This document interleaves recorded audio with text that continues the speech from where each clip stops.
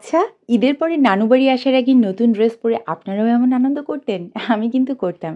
সিজদা ওর জন্মের পর থেকে এখন পর্যন্ত ঈদের পরের দিনেই মানে ইমিডিয়েট পরের দিন সকাল বা বিকেলে আজ পর্যন্ত ওর নানু বাড়ি আসেনি। সিজদা কেন, আমি নিজেও আসিনি আমার বাবার বাড়ি কখনো ঈদের পরের দিনে, কেননা কিছু দায়িত্ব কর্তব্য থাকে যেগুলো মিটিয়ে আসতেই বেশি ভালো লাগে। এবার বাবার বাড়ি এসে পেয়েছি আমরা একটা বিশাল সারপ্রাইজ, আজ মূলত সেটাই শেয়ার করব। Hello guys, welcome back to my another blog. সিজদার এত আনন্দের দুটা কারণ, ফার্স্ট অফ অল ওর নানান বাসায় মানে নানা বাড়িতে আসছে, আর সেকেন্ড ওর এবার বেশ কয়েকটি ঈদের ড্রেসের মধ্যে একটা ছিল থ্রি পিস। থ্রি পিস হলো ওর এইটাই ফার্স্ট মানে লাইফে ফার্স্ট টাইম পরা, যেটা পরে নানু বাড়ি আসার জন্য অলরেডি রওনা দিয়ে দিয়েছে, যার জন্য খুবই বেশি আনন্দ।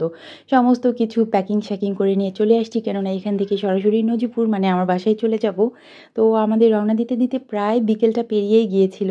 খুব সুন্দর একটা সানসেট এনজয় করতে করতে আসছিলাম। এরপরে সিএনজিতে উঠে পড়েছি। সিজদা সারাটা দিন এত ব্যস্ত ছিল, আর নানাবাড়ি আসার তার এতটাই তাড়াহুড়া যে দুপুরে ঘুমায়নি পর্যন্ত, ঘুমিয়ে পড়েছে পাপার কোলে সিএনজিতে করে। আর খুব একটা বেশি ডিস্টেন্স না, খুব অল্প সময় লাগে, ঘন্টাখানিকও হয়তো ধরা যায় না, এইরকম একটা ডিস্টেন্স মানে আমাদের গ্রামের বাড়ি থেকে আমার বাবার বাড়িতে। এই তো আমরা অলরেডি ঢুকে পড়েছি নওগাঁ সদরে। আর জামাই যাবে শ্বশুর বাড়ি ঈদের সময়, খালি হাতে কি যাওয়া যায়? এই জন্য মিষ্টান্ন ভাণ্ডার থেকে মিষ্টি নেওয়া হচ্ছে। এটা কিন্তু আমাদের নওগাঁর একটা অনেক প্রসিদ্ধ একটা মিষ্টান্ন ভাণ্ডার। বাসায় চলে আসার পর তো সিজদাকে পেয়ে সবাই অনেক খুশি।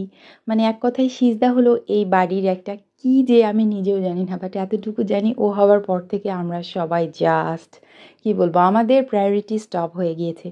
বাবার বাড়িতে আসার পর খুব বড় সড়ো একটা সারপ্রাইজ পেয়েছি আমরা, যেটার কোনো আইডিয়াই ছিল না। সারপ্রাইজ প্ল্যান করেছিল আমার ছোট ভাই আর আব্বু আম্মু। সেটা হলো আমার হাজব্যান্ডের জন্মদিন।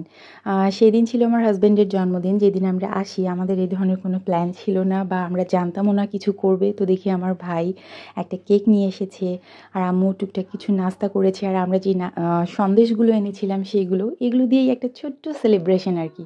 সিজদাকে পায় কে, যে কারোরই বার্থডে হোক না কেন, ওর মানে এক্সাইটমেন্টটা থাকে একেবারেই তুঙ্গে। যাই হোক, খুব ছোট্ট পরিসরে আমরা সাজিদ মানে আমার হাজব্যান্ডের বার্থডেটা পালন করেছিলাম। খুব ভালো লেগেছে। বিশেষত সিজদা খুব বেশি এনজয় করেছে, আর ওর খুশিগুলো দেখতেই না বেশি ভালো লাগে। এই যে এই টাইমে ও ওর পাপাকে জাস্ট মানে চাকুটা দিয়ে কেকটা কাটতেই দিবে না, ওর কথা বার্থডে যারই হোক না কেন কেক কাটবে ওই। তো যাই হোক, ওর আনন্দেই আনন্দ, ওকে নিয়েই কেকটা কেটেছি আমরা। এমনকি হ্যাপি বার্থডে সাজিদ কেন আমি বললাম, এটা নিয়েও তার মুখ ছিল ভার। তার কথা হ্যাপি বার্থডে সিজদা বলতে হবে, এই তো ঠিক এই সময় সেটাই বলছিল। যাই হোক, সব মিলিয়ে খুব সুন্দর একটা সময় কেটেছে। বাবার বাড়িতে তো আসলে এমনিতেই মেয়েদের আনন্দের সীমা থাকে না, তার উপর যখন দেখলাম হাজব্যান্ডের জন্য এরকম সারপ্রাইজ প্ল্যান করেছে, আরও ভালো লেগেছে। Thank you so much for watching, I love it.